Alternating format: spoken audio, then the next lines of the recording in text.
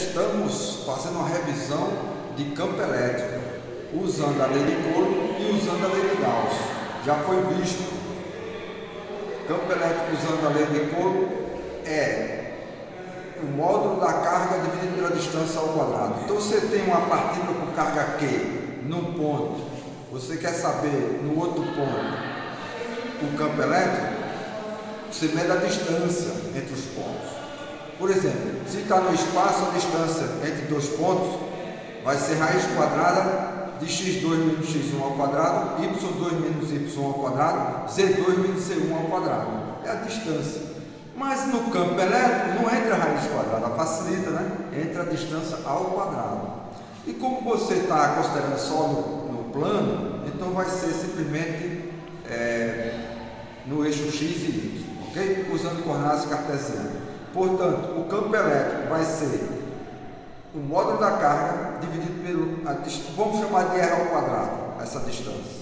Então vai ser x quadrado mais y quadrado no plano x e y, ok? E a constante elettrostática, K. No vácuo, a gente chama de K0, está aqui, ó, o K0, a gente chama de K0 é 9 vezes 10 elevado a 9 Newton metro quadrado por Coulomb ao quadrado. É a constante eletrostática no vácuo, certo? Se você tiver duas partículas carregadas, o campo elétrico vai ser a superposição. A superposição, então, é diferente do escalar. Vai ser a soma vetorial do campo E1 mais o campo E2. E o campo E1 tem componentes positivo ou negativo. E o campo E2 também depende do sinal da carga. Por exemplo, aqui, Q1 positivo. Nesse ponto aqui, o E1 está se afastando. Ele está se afastando. O Q2 está negativo. Então o campo elétrico está se aproximando. Agora eu uso a regra do paralelogramo. Saio paralelo 1, paralelo outro e encontro o vetor resultante, que é o vetor, a soma vetorial do E1 com o E2. E o módulo vai ser raiz quadrada de AX ao quadrado mais AY. O módulo do vetor A é raiz quadrada de AX ao quadrado mais AY ao quadrado. Esse vetor aqui é o campo elétrico. Sendo que é X, vai ser a soma das componentes do eixo X. É X é 1x mais é 2x. E é Y? É 1y mais é 2y. Ok? Então, no caso de duas partículas carregadas, o campo elétrico no ponto P, a natureza vetorial vem exatamente da configuração, da distribuição de partículas. E a lei de Coulomb fornece o módulo de cada campo. O campo E1 vai ter o módulo K0, o módulo de Q1 dividido por R1 ao quadrado. O campo E2, o módulo dele vai ser K0, é a mesma constante eletrostática, é a constante 9 vezes 10 elevado a 9 Newton metro quadrado por Coulomb ao quadrado, multiplicado pelo módulo da carga Q2 dividido pela distância R2 ao quadrado. Sempre se você for usar a lei de Gauss, no caso aqui, ó, você tem uma partícula com carga Q no ponto P, eu escolho uma superfície gaussiana esférica. E nota o seguinte, a distância daqui até a superfície é a mesma. Portanto, o campo vai ser uniforme, vai ter o mesmo valor.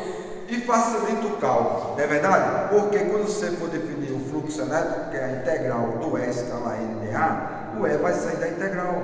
O N também sai porque o N é um vetor unitário constante, perpendicular à superfície e apontando sempre para fora.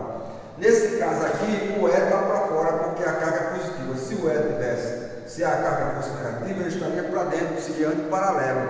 Então daria o cosseno de π, que é menos 1.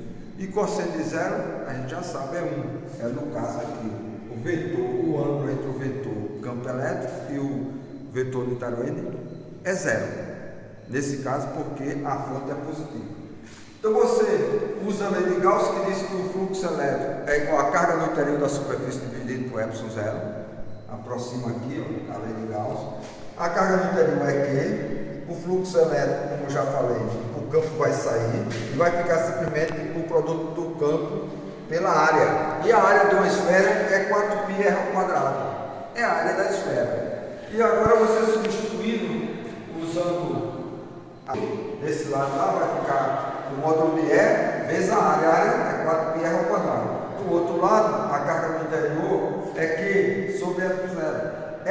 zero vem de onde? Vem da lei de Gauss. É a constante de permissividade elétrica no vácuo.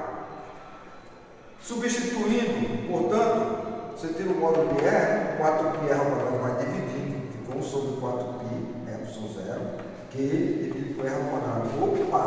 1 sobre 4π epsilon zero é o K0.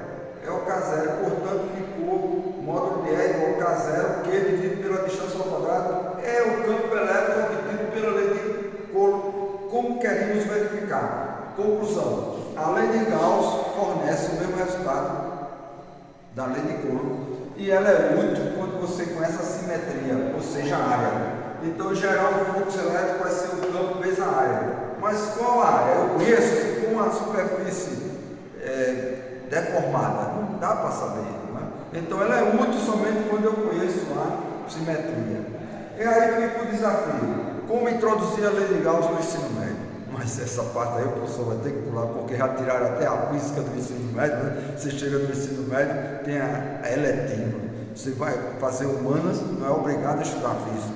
Isso a gente precisa questionar, isso precisa voltar ao debate, porque prejudicou muito os educandos de curso de licenciatura em física, que são os estudantes de licenciatura em física, são os educandos, vão ocupar a sala de aula. Mas como, se não vai ter mais? Por outro lado, tem a nova lei que diz que é obrigado agora o ensino de física a partir do 6º ano. Isso precisa ser debatido. Está lá no blog Ciências Educação, todas quarta e sexta à noite, física do 3º ano, eletricidade, magnetismo, depois vamos ver eletromagnetismo, aqui instrumentação 2. Valeu!